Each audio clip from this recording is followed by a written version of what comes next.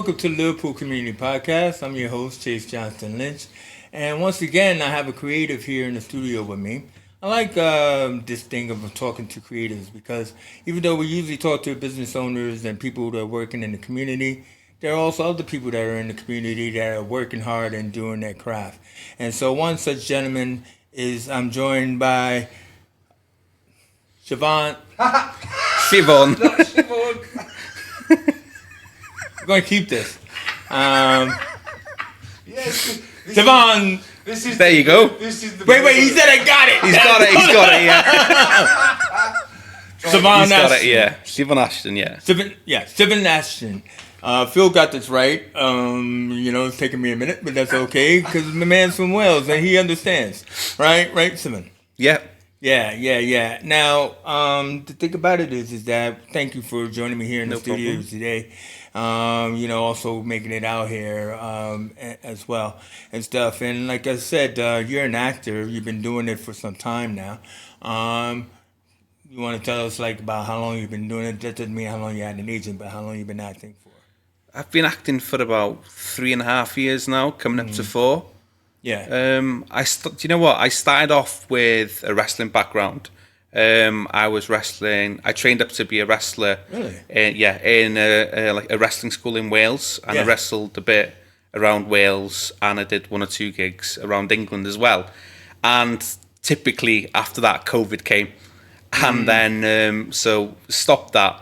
And during COVID, I enjoyed watching a lot of films, and I really enjoyed the performing side of the wrestling with interacting with the crowd, playing a good guy, bad guy. Yeah. And then after watching a lot of films, I felt like I'd like to try screen acting. And then, 4 years later, and then here I am. I mean, but also too is that because you did what actors do. It's you go on to the general sites. Like I believe you went on to Star Now and everything. And how did you get your first agent? So with my first agent was Harmony Casting, like a casting agent from Liverpool, and they were newly started. I think they had been running for 2 years. I joined them started my acting journey in 2020. Joined them maybe late 2021, start 2022, and I was with them for 2 years. Yeah. And then I've got a new agent now called #Talent, who I've been with since August 2024. Now, what's great about this is that, it's it's the thing that we need to do. It's we start out, maybe doing extra work because there's a lot of filming that is going on here in the North and stuff like that, like here in Liverpool, probably where you are in Wales as well. But, what it is the fact is that you start out doing background and extras work thing. Yeah, I mean, you like doing maybe a line or two as a day player. Then you say. Yeah, so I've got an acting agent, but also alongside an acting agent, I've got 2 extra agents, and I've done quite a bit of extra work over the years, to be honest. And that's what really gave me the on-set experience, going to set as an extra, seeing the different kind of departments, taking notes of it really, and looking at every area, and just being in a big environment, having to network with people, and that gives you a lot of confidence, and then that's really helped me with pushing myself along to becoming an actor, going to set, and then acting on set. Yeah. Well, I kind of like the various different roles that you get to play, and the different things that you get to do as an extra. I mean, there's a lot of sitting around and waiting time and all that. Oh yeah, of course, kind of stuff. definitely. I mean, it's not that fun. No. But then again, it depends. I mean, I remember at one time I had to wear a wedding dress. Nothing to say, Phil? I've seen lots of similar pictures to that, Chase, but not necessarily. Do you have a photo I can see? No photo? It's on the internet. It's funny. Put it as your Facebook profile picture later. Okay. All right. So, I'm going to get to, the film that, that I've asked you to come for because you did this great, I guess you call it a fan-made film. You were involved in called The Hunt for Michael Myers. Yeah. We actually were supposed to do this video around Halloween, but the man is so busy. You know what I mean? But either way, it's fantastic film. I want to get to that. But I was curious about these different roles that you played, I believe, with Crime Watch. Yeah. And stuff like that, because, hey, acting's acting, right? So why don't you tell me about, this role? Because you were in a film called I'll Be Watching You. Yeah. Okay, right. See, the reason why I was confused by that because we kept going back and forth. I am watching you. I is watching you, right? Okay, and everything. I'll be watching you. But it was an episode of Crime Watch, but it was involving playing a character that you didn't want to play, but people have to do it, right? Involved in sexual crimes. Why don't you tell me about that? 'Cause Yeah. it sounds So really interesting. I'll be watching you, and there was a really quick turnaround on this project. So started filming. I think it was a 2 or 3. I was only there for a day, and it was a couple of days before I attended my first premiere, which was the Halloween premiere. So I filmed. I'm sure it was the 1st or 2nd of October, start of October, and I was just there for a day. And I got all my shots done in one day, and then everything was done then.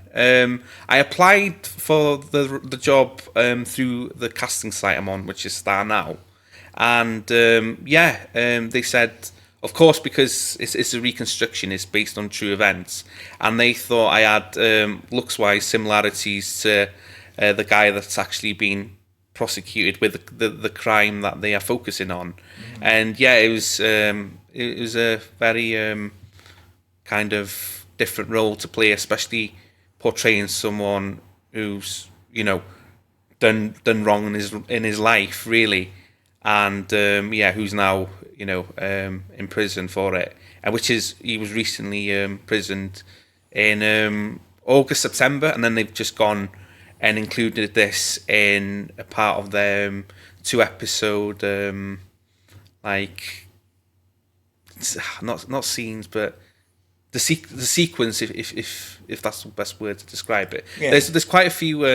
There's like 4 or 5 different cases in it. Yeah, but I mean, like your role was pretty much like as a plumber. Yeah, right? so he was a plumber that was putting like cameras in houses. And he was spying on. He was basically a plumber, and he's taking advantage of working with his own business, like going to people's houses, doing this plumbing work, but also putting secret cameras out, taking photos, girls putting like cameras in the shower room, cameras in the bedroom as such, and it's a very dark story, and but it was definitely a different role to what I've played before. It was definitely hard to undertake, but with acting, especially that kind of role, you have to take it serious. We're there to raise awareness, of course, and I felt like I did that with and playing a bad guy.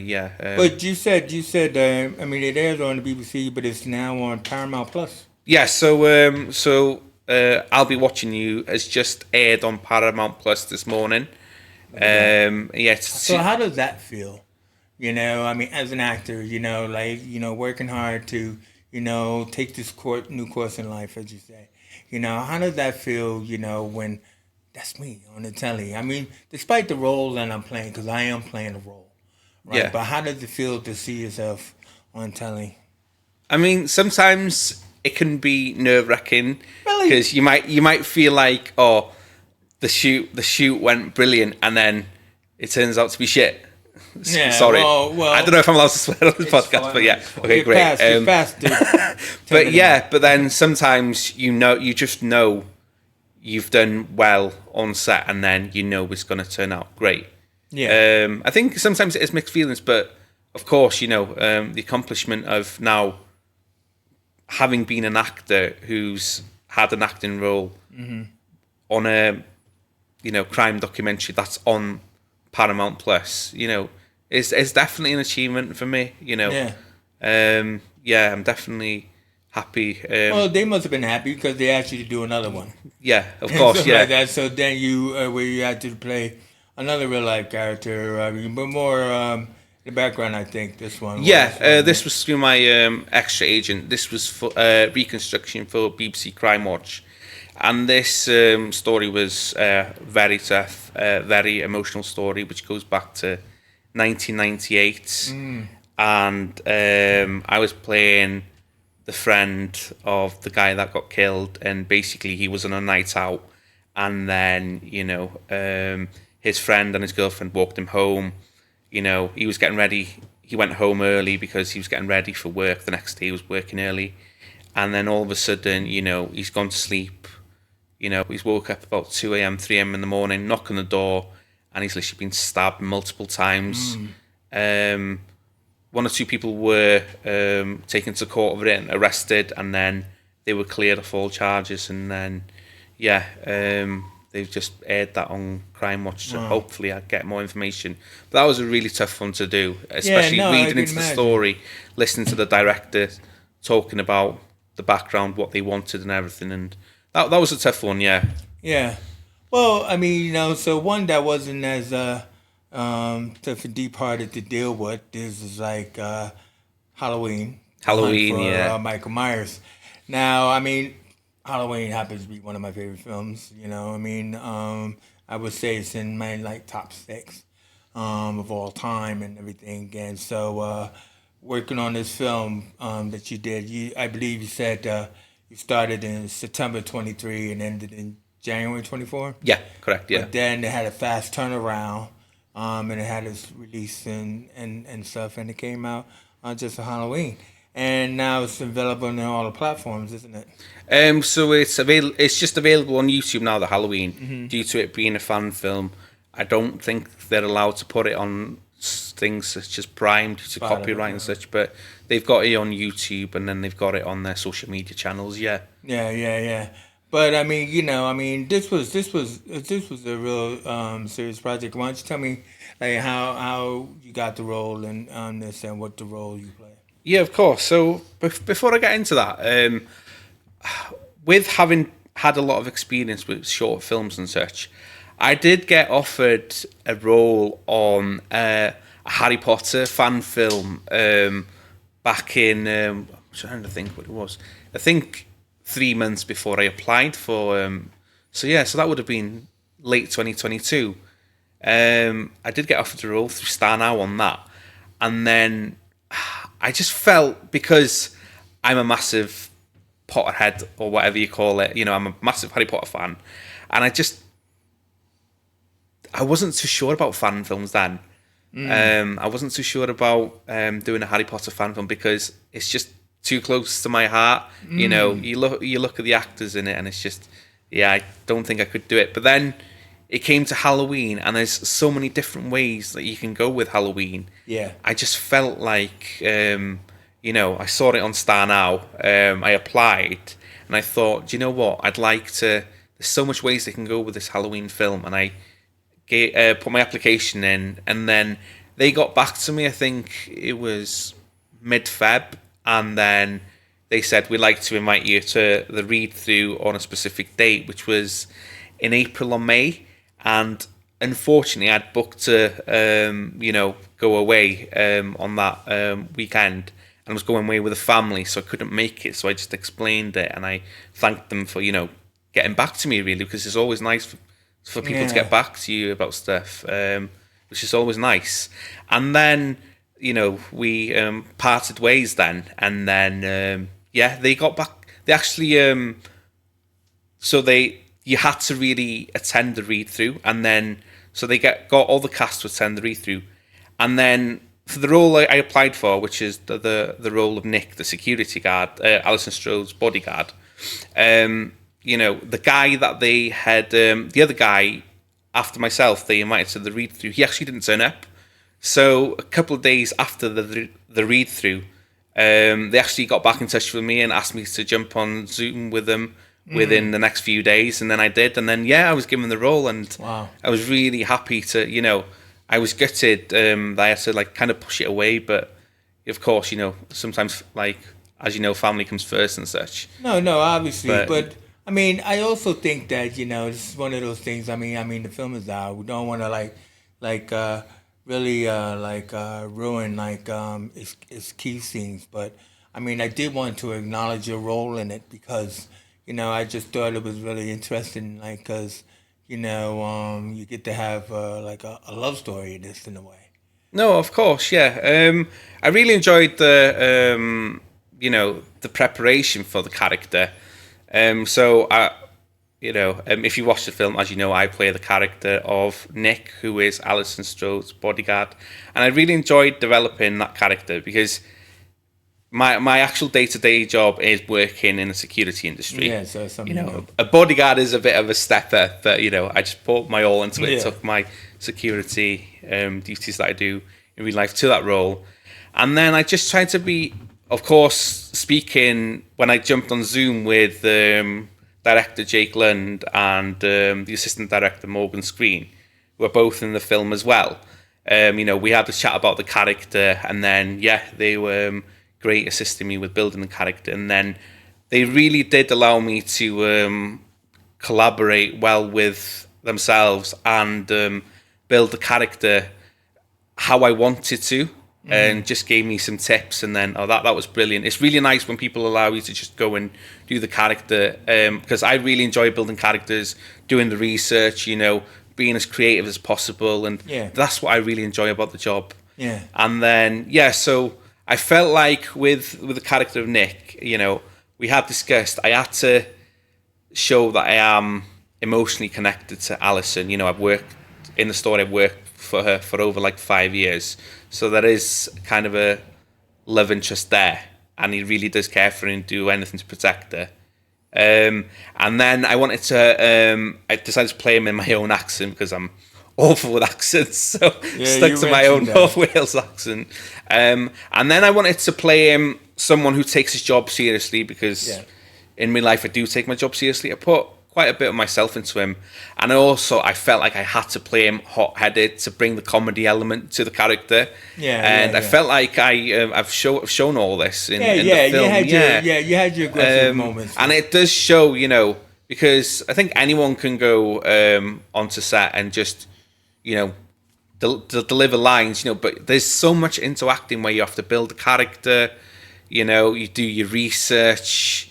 There's just so much more to just delivering lines. It's all about the facial expressions, and I've learned so much, and the way I'm developing my acting now, it really is all about the eye connection and how your eyes, play to the audience and such. Well, also what it is important because this film, as you said, was shot over weekends. Yeah. So I mean, even though it took about 4 months, to get it all in the can and everything, that also takes a lot of construction and preparation. Yeah. And everything, and has some really good locations. It's a high body count movie as well. Yeah. And everything. But then also too is I just want to also do a personal shout out to a good friend of mine who's in this film that I was shocked. So when I put this film on. And in this opening sequence, it's set kind of like in a prison where Michael has escaped from, and it's my man John Mack. So for those of you out there who know John Mack, fantastic actor from Liverpool, and everything like that. He plays a really good role in this, and I felt like, man, they just really stretched this out for you, man. You know what I mean? Really. I watched his performance. It was great. A really solid performance in the prison scene. The way he was interacting with Michael was great. Really good. I was asking you, even though you said you didn't have no scenes, when I was asking you, please tell me it was his choice that the boiler suit didn't fit. But love you, man. But it was all good. At least they had boiler suits. But then I just thought it was also another fun thing because I'm one of those people who read the credits. And everything like that. And like you mentioned, Morgan Screen, who worked with Jake Lund, the director and stuff. But Morgan Screen seemed to have a lot of multiple parts, so a lot of multiple roles. Yeah. In there, from he was like the first AD, the editor, the killer. He was what is that I wrote down there? The The new man. News reporter, newsman. Yeah, yeah. You know what I mean? Michael Myers and the newsman. Yeah. Yeah, exactly. I mean, it's like, oh, all right, man. But I mean, it's all good. It's definitely a great watch. It's definitely a fun watch if you're a fan. It hits like keynotes of Halloween, and I felt it kind of like when it was doing a combination of Halloween 1 and 2. The originals in that way, except for instead of a hospital, they had dimension.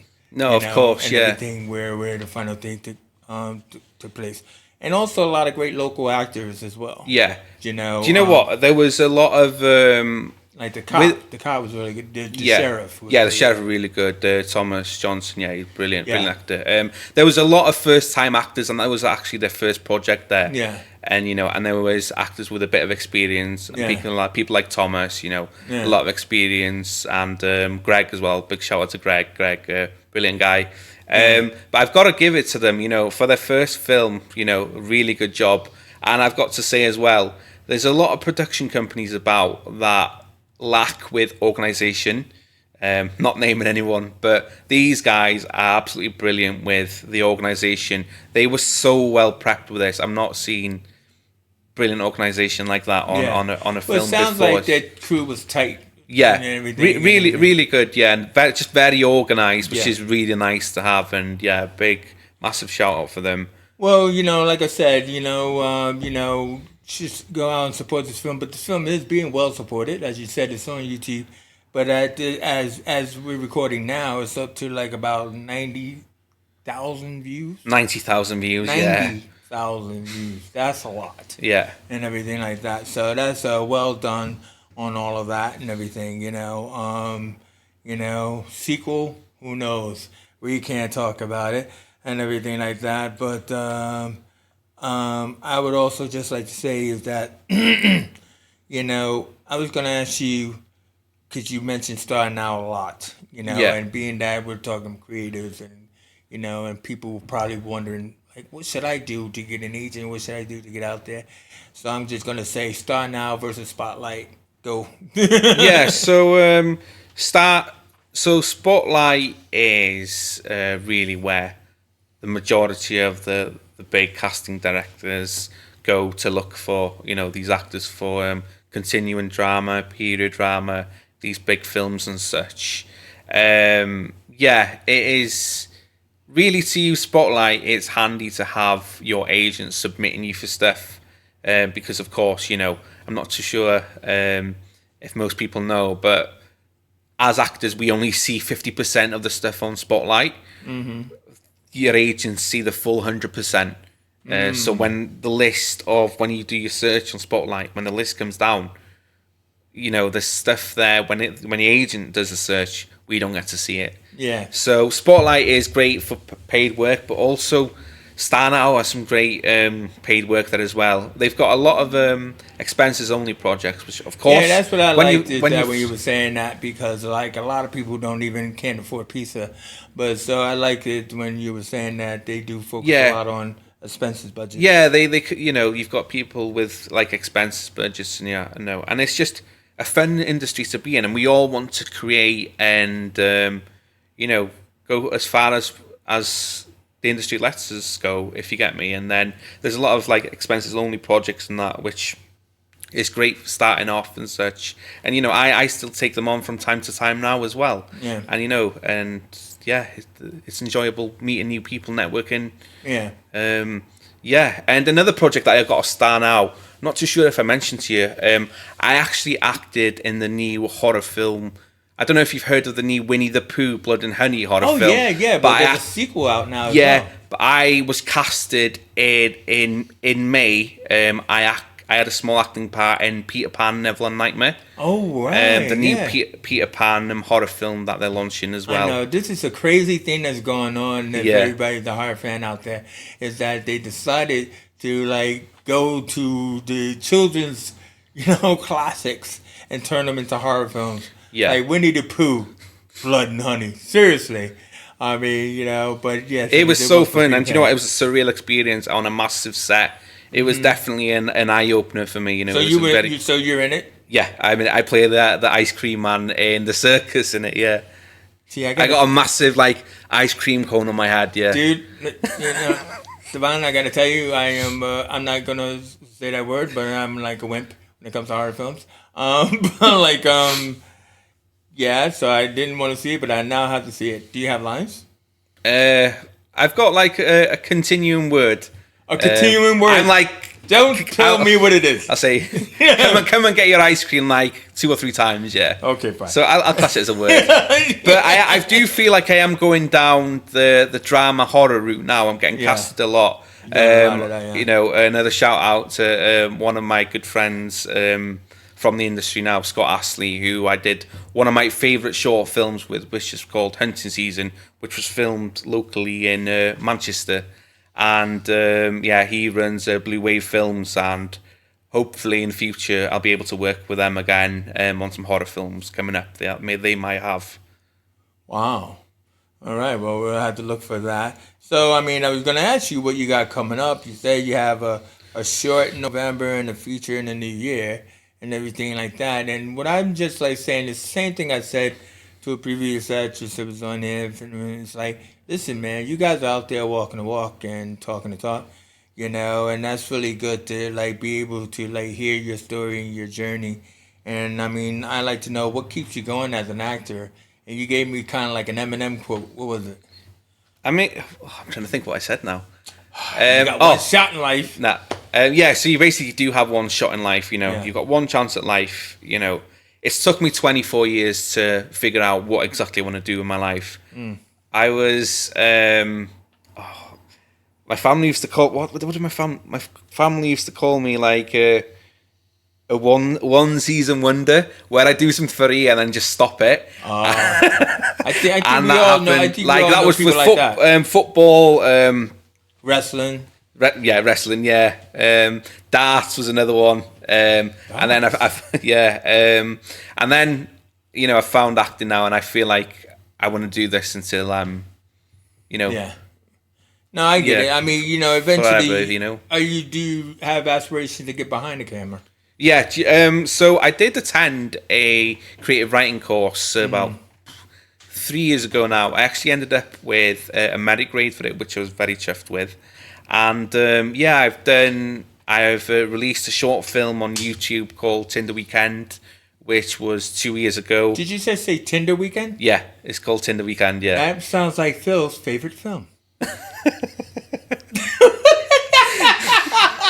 He is so stupid right now. Yeah, that was my first film. Is that a horror film? No, it's a drama, and it was. I worked with a charity on that. It would be a probability. Yeah, I worked with a charity on that called Rape Crisis, which is a very like charity quite close to my heart, you know, because I've really looked into it, and I helped them guys fundraise.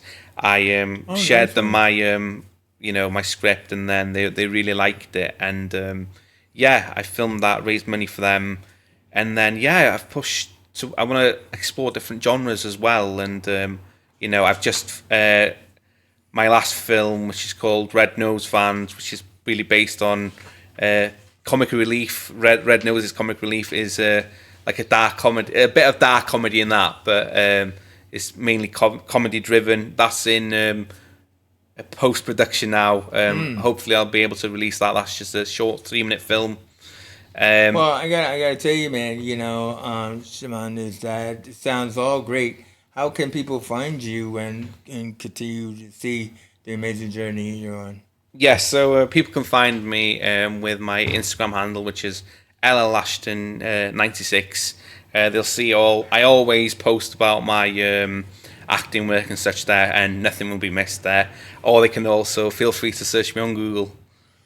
Don't know what you'll find there, but search me on Google, and then listen, you put my name in Google, you'll find like pages and pages of stuff, everything that you never asked for. But either way, look at it is Shimon, I hope that you had a good time here. Yeah, it's been brilliant. Like that, Thank you for having me. And well, I mean, no, great stuff, great stories. And, you know, I was realizing that we did a lot of talking about the movie, but then I realized that if the movie is still out, maybe we can't really talk about what we had already spent time talking about. Yeah. You gotta let people enjoy the film for Yeah, themselves. of course.